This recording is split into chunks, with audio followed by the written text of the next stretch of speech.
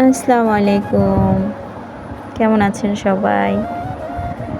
আজকে আমি মানে নিজে না বাজার থেকে যে পুঁইশাক থাকে না, সেই পুঁইশাক কিনে নিয়ে আসছিলাম।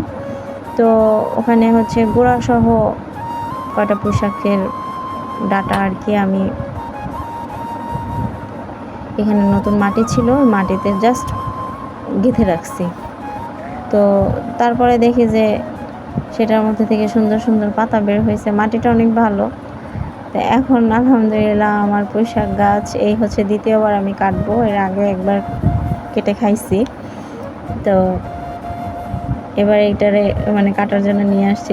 আমার এতটা ভালো লাগতেছে যে মনে হচ্ছে যে আপনাদের সাথে শেয়ার করি। দেখেন কি সুন্দর, মানে ওয়াল বেয়ে বেয়ে উপরের দিকে উঠছে, ওয়াল বেয়ে। আর পাতাগুলো কত বড় বড়। এই যে কেটে নিয়ে আসলাম ঘরে।